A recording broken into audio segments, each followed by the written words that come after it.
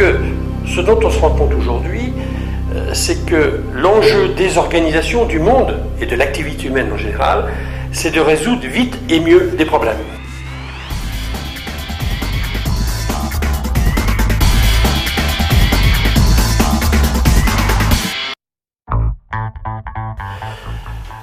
Aujourd'hui, ce qu'on constate de façon importante, c'est ce que tout le monde doit bien prendre en considération, c'est que nous sommes à un moment de basculement. C'est pour ça qu'on parle de 2.0. 2.0, ça veut dire une nouvelle version, une nouvelle release, un changement.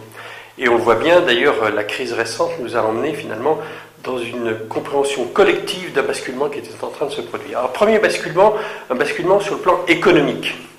Rappelons-nous historiquement, de façon simple, le monde s'est construit d'abord sur la création de richesses et de valeurs et le collectif qui était basé sur le territoire. La richesse, c'était plus de territoire par la violence. Et à ce moment-là, on a eu la cartographie qui nous a permis de comprendre et de naviguer sur ce territoire. Et puis peu à peu a émergé une nouvelle économie, qui est l'économie de la transaction marchande, dans laquelle nous sommes. Sur cet espace marchand dans lequel nous sommes, d'une économie de la transaction, avec le point nord qui a évolué, qui est le Dow Jones, qui nous permet avec les bilans, le système comptable, etc., de comprendre notre navigation, nous sommes entrés nous sommes dans un monde où quelque part nous sommes clairs par rapport à notre référentiel. Et puis émerge peu à peu, finalement, une économie nouvelle, un espace nouveau, dans lequel, finalement, ce qui est important, c'est l'information. Si la violence était le point clé de la maîtrise du territoire, le capital, le point clé de la maîtrise de l'économie marchande, on voit que peu à peu, c'est la connaissance qui devient l'enjeu, puisque de la maîtrise de cet espace nouveau dans lequel l'individu joue un rôle et peut-être lui-même le point nord. Parce que ce dont on se rend compte aujourd'hui, c'est que l'enjeu des organisations du monde et de l'activité humaine en général, c'est de résoudre vite et mieux des problèmes. Et qu'est-ce que c'est que résoudre vite et mieux des problèmes? C'est de mettre en contexte et en performance de l'information. Et c'est fait par des gens. Donc on comprend bien qu'aujourd'hui, cette espèce de basculement économique dans lequel ce n'est plus la transaction uniquement, mais aussi le partage d'informations d'une économie, ce qu'on appelle rivale, à une économie non rivale, dans laquelle les enjeux, les modèles économiques sont en train de changer. Cet basculement d'une économie nouvelle pose des questions critiques par rapport aux évolutions et modèles de l'entreprise.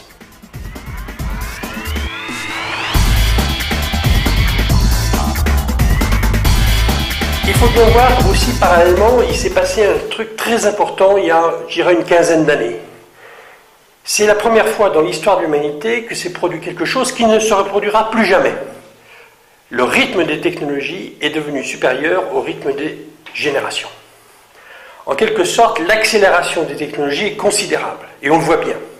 Ces technologies, elles sont multiples. Les nanotechnologies, les biotechnologies, les technologies de l'information et de la communication, et ce qu'on appelle les technologies cognitives, ce qui touche finalement l'intelligence artificielle, le rapport au cerveau.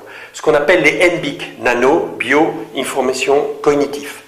Ces NBIC qui convergent, qui accélèrent, qui transforment, ont un impact considérable sur la pensée, sur l'activité humaine, sur la façon finalement de traiter ce qui est finalement l'énergie d'aujourd'hui. L'information. Hier, l'énergie était nécessaire, notre équivalent général, la monnaie, était basé sur le couple énergie-matière. Aujourd'hui, notre équivalent général, il doit être appuyé sur l'information, capital humain, richesse humaine. Et dans ce basculement important, les technologies jouent un rôle tout à fait décisif et important, parce qu'on voit bien que ces technologies deviennent des technologies de l'esprit, des technologies culturelles, des technologies du lien, mais en même temps, impactent considérablement la façon dont on travaille. Savez-vous, par exemple, que les imprimantes 3D sont déjà là, et dans quelques années, certains disent très peu d'années, vont vous permettre de fabriquer chez vous des produits.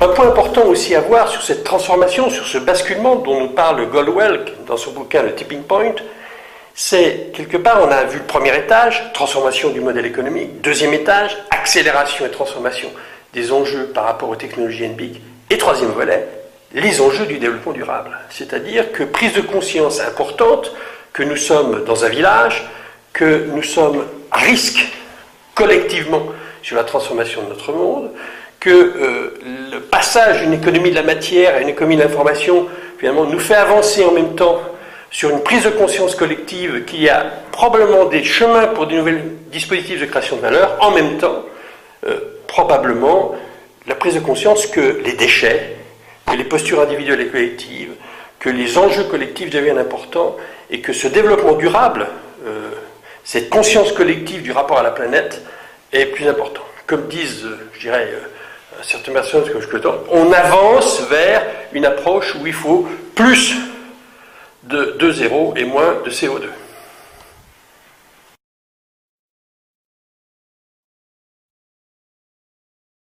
Dans ce monde 2.0 dans lequel on voit que ce qui était le World Wide Web eh bien, devient le Wide Wide World, c'est-à-dire que le monde devient le web, dans la façon dont on considère aujourd'hui de façon importante que les technologies, le développement durable, les modèles économiques, finalement tout ça converge dans une grande transformation, que nous décollons vers un nouveau monde, vers une nouvelle orbite dans laquelle on espère que la gravité sera inférieure pour faire des plus grands pas, imaginer d'autres choses, dans lequel les questions de bien commun en même temps que d'économie privée sont des enjeux considérables, bien l'entreprise, quelque part, doit se réinventer, doit se réimaginer, et c'est une question tout à fait décisive pour le management et également pour les entrepreneurs.